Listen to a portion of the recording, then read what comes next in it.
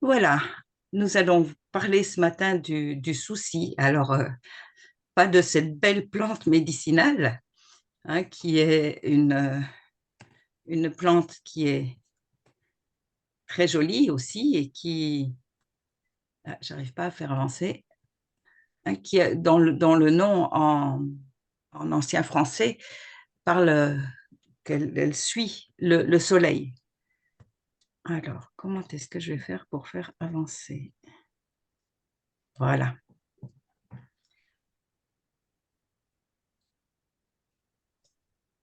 Mais voilà la définition. Une préoccupation qui trouble, qui inquiète.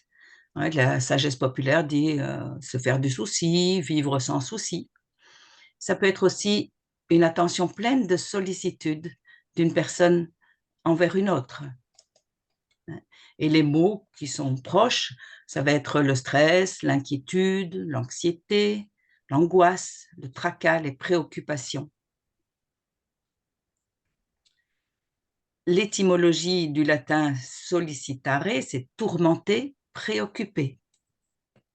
Mais dans la Bible, le grec qui nous parle d'inquiétude, de souci, vient du verbe merizo qui signifie être partagé, distraire, un petit peu comme on voit dans la parabole du semeur où les soucis, les épines étouffent la parole qui a été semée. Donc ce mot peut être traduit par souci qui parle du futur ou par regret qui parle du passé.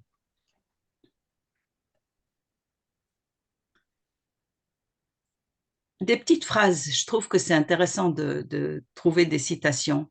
L'homme marche dans la vie tourmenté par deux soucis cruels, l'ambition d'amasser et la crainte de perdre. Et il marche ainsi vers la mort, qui est son plus formidable souci. Voilà le souci qui est tourné vers l'avenir. Et puis le regret, et il nous dit c'est une seconde erreur, parce qu'en fait le regret, c'est penser qu'on peut redécider dans le passé, ce qui est vraiment impossible. Alors les soucis du siècle, la Bible nous en parle, hein, mais aujourd'hui, en mars 2024, qu'est-ce qui préoccupait les Français? Eh bien, le pays va dans la mauvaise direction, l'inflation est incroyable, le contrôle des flux migratoires, c'est inquiétant, hein, la situation du système de santé, la criminalité, la violence, le changement climatique, la crainte d'un conflit international, le chômage, hein, voilà toutes les choses qui préoccupent les Français. Mais il y a aussi des soucis personnels qui viennent des questions existentielles dans nos relations. Hein, qui suis-je? Ma relation avec moi-même, qui suis-je? Quel est le sens de ma vie? C'est quoi l'amour? Quel est le secret du bonheur? Ou bien la mort? Que se passe-t-il après la mort? Quel est le sens de la vie? Jusqu'à quel âge vais-je vivre? Et maintenant, en particulier, la fin de vie qui est sur le tapis et qui préoccupe beaucoup de personnes. L'au-delà, plus de la moitié des Français opteraient pour la crémation, on nous dit. Hein. Et voilà, est-ce que c'est penser qu'il n'y a vraiment plus rien? Est-ce que c'est vraiment se rassurer par rapport à ça? Et pourtant, 90 personnes rejettent la vie religieuse. Mais la question demeure, est-ce que Dieu existe? Est-ce que nous sommes seuls dans l'univers?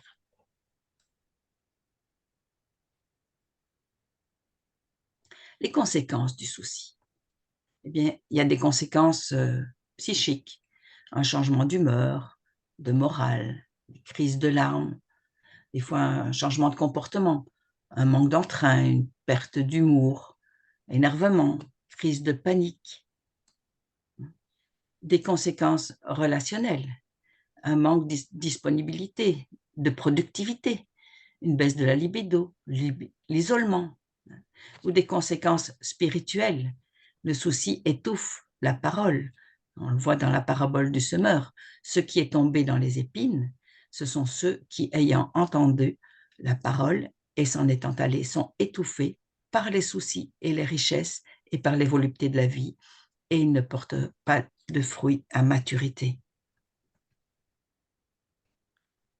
Il y a aussi des conséquences physiques, des symptômes qui vont faire que je suis fatiguée, j'ai mal à la tête, il y a des troubles du sommeil, j'ai des affections du système digestif, constipation, diarrhée, hémorroïdes, aérophagie, ulcères, ou des modifications du système immunitaire provoquant une plus grande sensibilité aux infections, au cancer, et des effets sur la tension artérielle qui peut provoquer des maladies cardiovasculaires, la fibromyalgie aussi qui est quelque chose, il y a des douleurs, mais il n'y a rien il n'y a pas de lésion organique, mais cela induit une fatigue intense, une dépression. Il y a quand même 2 millions de Français qui en souffrent.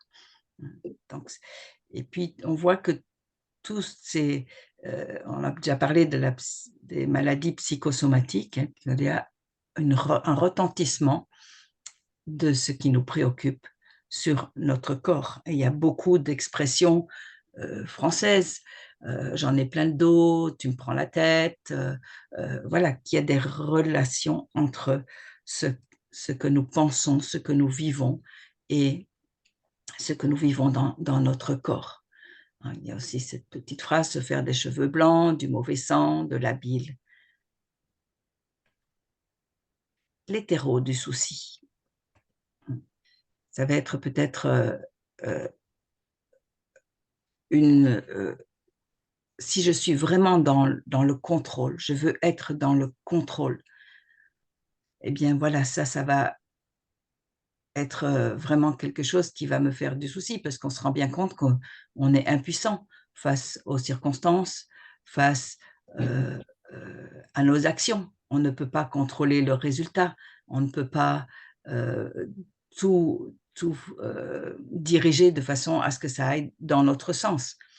Et donc, du coup, eh bien, je vais peut-être être triste, développer de la dépression, ou bien prendre du recul et être complètement indifférent, ou bien je vais compenser par une hyperactivité, une rationalisation, ou bien une compensation, une addiction. Après, il y a aussi le fait que quand je suis partagée, oui, j'ai de confiance dans certains domaines, mais je veux être vraiment dans le contrôle, dans la maîtrise dans d'autres. Et ça me partage, ça me fait faire du souci. Et pourtant, il faut être bien conscient que ce que je pense, ma façon de penser habituelle, eh bien, va générer une habitude. Euh, Chaque fois que je pense faut vouloir être dans le contrôle, vouloir être dans le résultat, eh bien, je vais créer une habitude et puis ça va être un comportement et puis voilà, je n'arrive pas à m'en sortir. La Bible en parle du souci. Oui, voilà, ça provoque des insomnies. Leurs préoccupations ne leur apportent que soucis et tracas quotidiens. Et même la nuit, leur esprit n'a pas de repos. La fatigue. Tu dis, ah, que tout va mal pour moi. J'avais déjà bien des soucis et le Seigneur y ajoute de nouveaux ennuis. Je suis fatiguée de soupirer et je ne trouve aucun répit. Des compensations. Prenez garde à vous-même de peur que vos cœurs ne soient appesantis par la gourmandise et l'ivrognerie et par les soucis de la vie. Mais voilà un texte, vraiment un texte phare à propos du souci. Ne soyez pas un souci pour votre vie, de ce que vous mangerez et de ce que vous boirez, ni pour votre corps, de quoi vous serez vêtu. C'est un commandement, c'est un impératif. Ne soyez pas un souci. Et c'est répété 3 fois dans tout ce passage à propos de la vie, de nos besoins et de demain. Et puis, on a des indications, des pistes. On est appelé à regarder ce que Dieu fait. Regardez aux oiseaux du ciel, étudiez les lys de champs. Ils ne sèment, ni ne moissonnent, ni n'assemblent dans des greniers, et votre Père céleste les nourrit. Ne valez-vous pas beaucoup mieux qu'eux?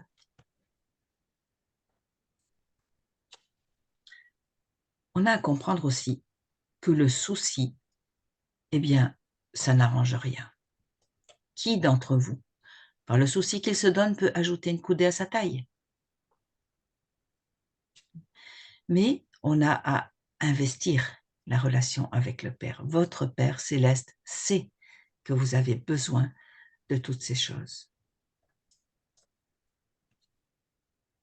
On a besoin d'investir la relation avec le Père et de rechercher son royaume et sa justice. Cherchez premièrement le royaume de Dieu et sa justice, et toutes ces choses vous seront données par-dessus. Nous sommes appelés à faire ce qui est juste, faire ce qui est de notre responsabilité, c'est-à-dire aimer, attendre, pardonner, apprécier ce qui est de la valeur, travailler paisiblement.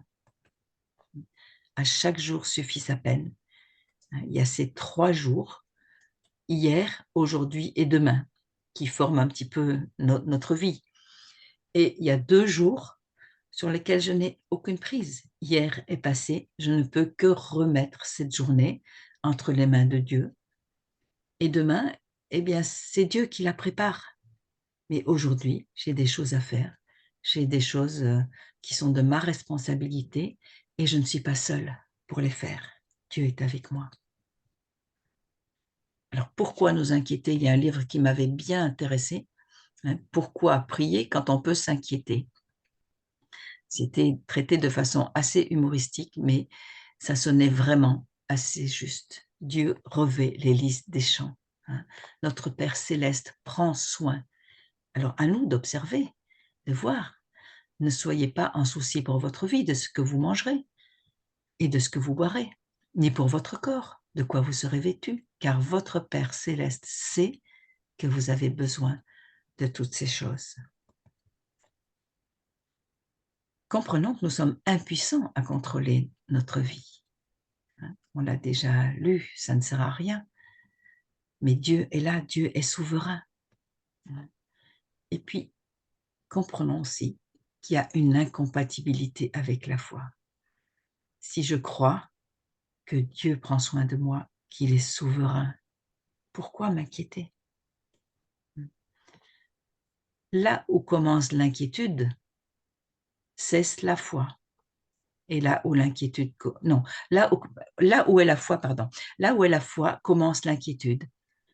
Et l'inquiétude, là où l'inquiétude commence, non, qu'est-ce que je dis des bêtises? Là où est la foi commence l'inquiétude, j'ai mal écrit. Là où est la foi cesse l'inquiétude.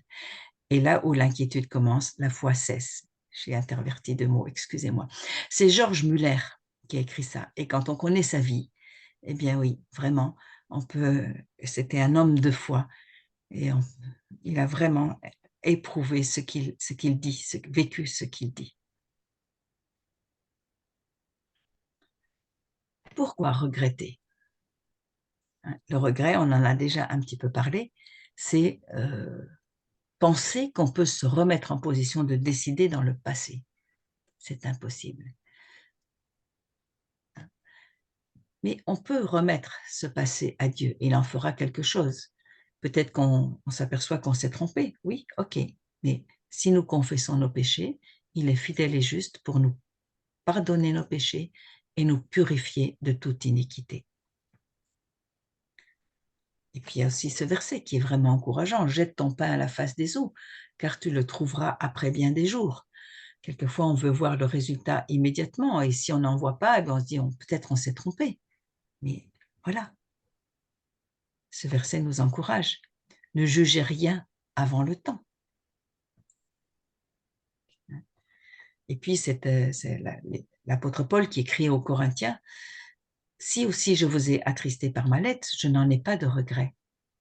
Si même j'en ai eu du regret, car je vois que cette lettre vous a attristé lors même que ce n'a été que pour un temps, mais maintenant, je me réjouis, non de ce que vous avez été attristé, mais de ce que vous avez été attristé à repentance, car vous avez été attristé selon Dieu, afin qu'en rien vous ne receviez de préjudice de notre part.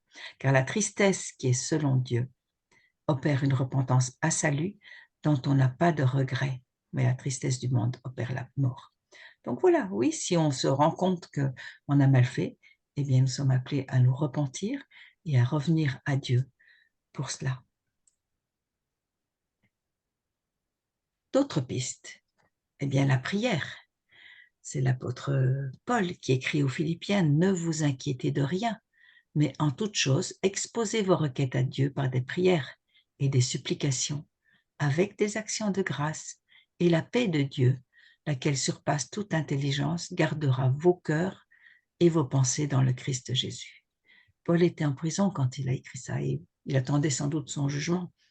Et là aussi, c'est un exemple de vie. Le contrôle de nos pensées, amenant toute pensée captive à l'obéissance du Christ. Faire ce que Dieu nous demande. Dieu est là. Quand ils vous mèneront devant les synagogues et les magistrats et les autorités, ne soyez pas en souci. Comment ou quelle chose vous répondrez ou ce que vous direz, car le Saint-Esprit vous enseignera à l'heure même ce qu'il faudra dire. Dieu nous rend capables, il est avec nous. Et puis on a aussi besoin de réviser nos priorités. Dans l'histoire de Marthe et Marie, tu as un souci et tu te tourmentes de beaucoup de choses. Mais Marie a choisi la bonne part. Comprenons bien que Dieu est souverain. Le souci est une intrusion dans la providence divine. Wow. L'humilité envers Dieu consiste à comprendre que Dieu dirige tout en accomplissant toujours son dessein souverain, bienveillant. Romains 8, 28, toute chose travaille, concourt au bien de ceux qui aiment Dieu, de ceux qui sont appelés selon son plan. Des fois, on a vraiment du mal à le comprendre, mais voilà, on veut le croire parce qu'on fait confiance au Dieu souverain et bienveillant. Puis on a cette prière d'Anne qui est vraiment belle. L'Éternel fait mourir et fait vivre. Il fait descendre au Sheol et en fait monter. L'Éternel appauvrit et enrichit. Il abaisse et il élève aussi. De la poussière, il fait lever le misérable. De dessus le fumier, il élève le pauvre pour les faire asseoir avec les nobles. Et il leur donne en héritage un trône de gloire, car les piliers de la terre sont à l'Éternel, et sur eux, il a posé le monde. C'est vraiment une sécurité, rejetant sur lui tout votre souci, car il a soin de vous.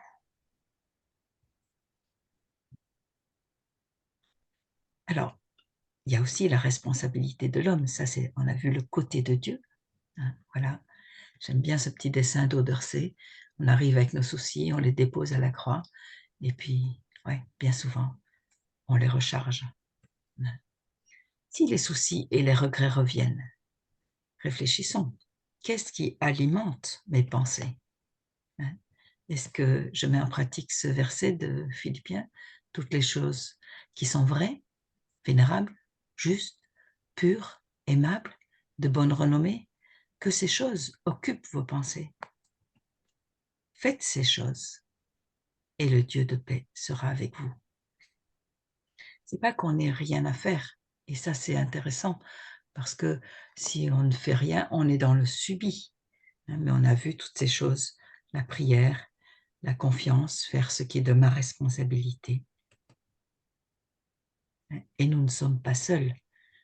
Il y a Dieu, Jésus-Christ, le Saint-Esprit avec nous. Il y a les anges. Ne sont-ils pas tous des esprits administrateurs envoyés pour servir en faveur de ceux qui vont hériter du salut? Et puis, il y a nos frères et sœurs dans l'Église. Je trouve que le contentement, c'est aussi quelque chose qui est de notre responsabilité et quelque chose à développer. C'est un choix, c'est un apprentissage, un style de vie, c'est vraiment un antidote aux soucis. Le contentement matériel, mais ayant la nourriture et de quoi nous couvrir, nous serons satisfaits. L'acceptation de situations, de relations, apprécier ce qui est beau, bon et juste. C'était encore Paul, dans l'Épître aux Philippiens.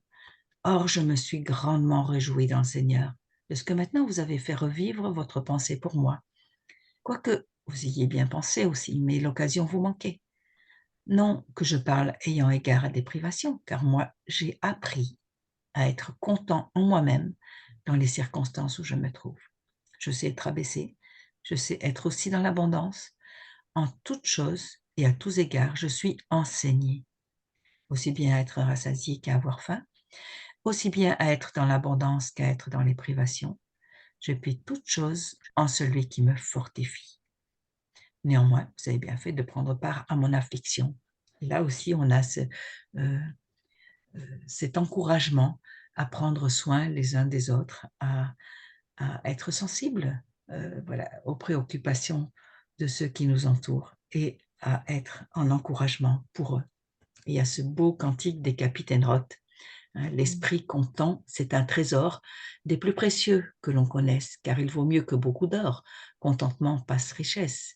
Il ne dépend ni de l'argent, ni d'aucun lieu, ni d'un ciel bleu, de rien enfin, ni de personne. L'esprit content, Jésus le donne.